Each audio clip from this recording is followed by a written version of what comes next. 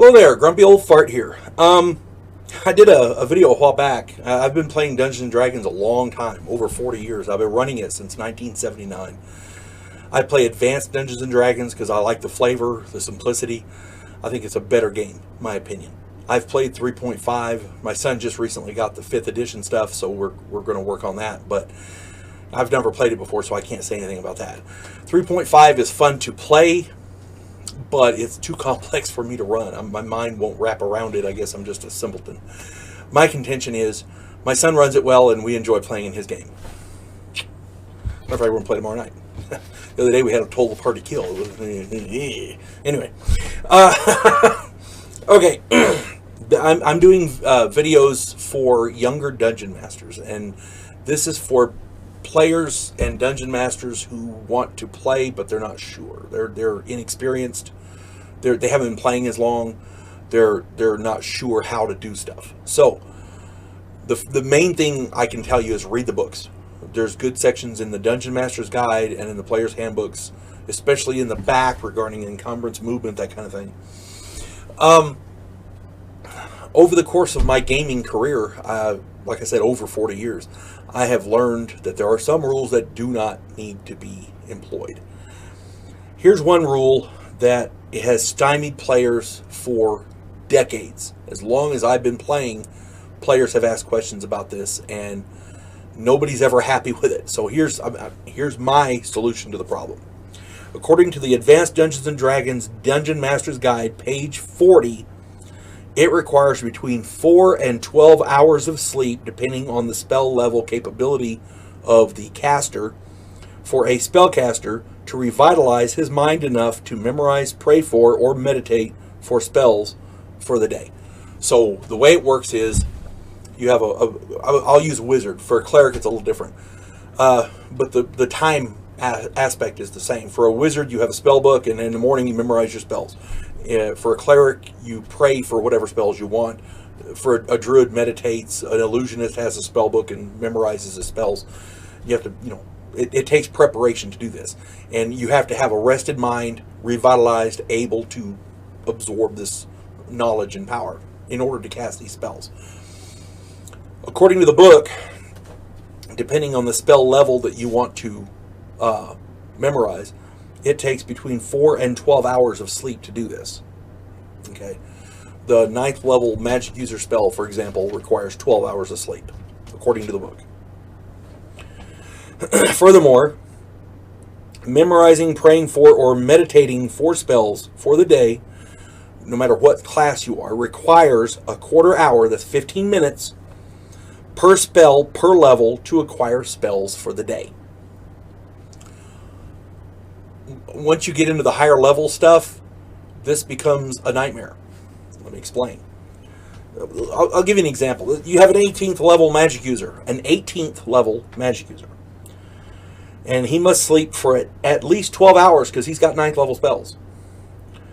At least one, I think. And then spend, according to the book, if he has no spells memorized, he has to spend 34 and 3/4 hours memorizing spells. If I've done my math correctly. Because he's got a lot of damn spells to memorize. This will allow him to memorize his full allotment of spells for the day. So he slept for 12 hours, and then he's memorizing and reading and studying for 34, almost 35 hours. Let me make sure Yep, that's 34 and 3/4 hours. I just did the math again to double check myself. Be bad to put a video and put out bad info. Okay, 34 and 3/4 hours to memorize all of his spells. Now, even if he only has to memorize the spell slots he used from the previous day, the time spent could be enormous. 5 first level spells would require 1.25 hours. 5 second level spells would require 2.5 hours. 5 third level spells would require 3 3/4 hours, etc. 1 single 5th level spell would require 1.25 hours. You see what I'm saying? It's insane. 1 single 9th level spell would require 2 hours and 15 minutes.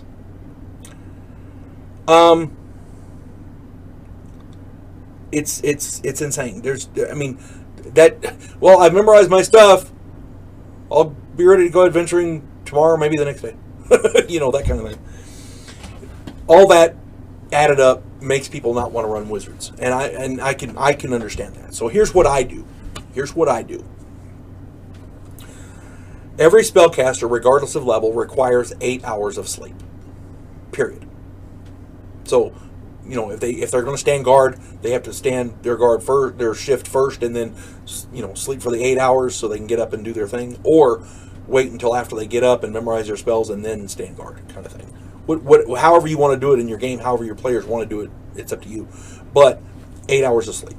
Then they'd have to take 15 minutes to memorize their spells. I know that's kind of a chintzy way to do it, and it doesn't take into account the complexity of some of the larger spells. But if you go by the book, it's getting a good night's sleep and then memorizing spells is a two-day ordeal. It's ridiculous. So, at some point you'll have to sleep again. That kind of thing. So that's how I do it. They have to get 8 hours of sleep, and it takes 15 minutes to memorize spells. Memorize or pray for spells or whatever. That's the way I do it. Another rule that really irritates me, and this isn't a rule per se, but you find a lot of these in, there was one in, I want to say it was Dragon Magazine. It was a critical hit and fumble chart. Good hits and bad misses, I think it was called. And it's a great article, and what it does is it gives crit and fumble charts. A fumble is when you roll a 1, really bad, I rolled a 1, I fumbled, oh no, what happens? And then you roll in the chart and find out what happened. And it's fun. I enjoy those. Conversely, when you roll a natural 20, that's a critical strike or a crit, and you do really good, and you roll on the other chart. And it gave a good idea of how a critical and fumble chart should be. I do my own, and there's a reason. I designed my own critical hit and fumble charts, and the reason being was on the good hits and bad misses, there's a section where you drop your weapon and it breaks.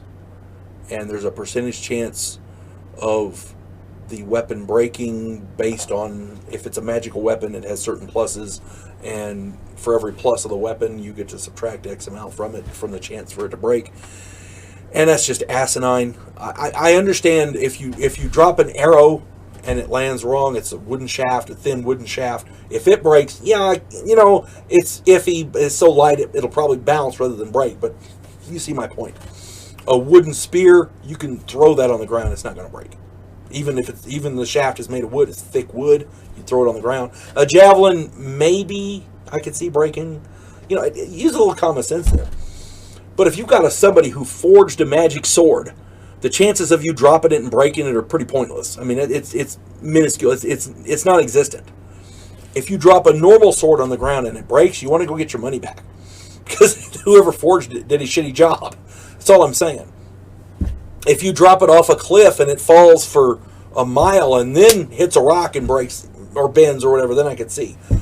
But just dropping it on the ground, no, that's stupid. It's not going to break. I do my own because stuff like that was in the chart, and it didn't make any sense. So if you drop a sword and it breaks, there's something wrong with the sword. You need to get your money back. Even if it's magical, especially if it's magical. That being said, there are some rules that I don't use in the game, and there are some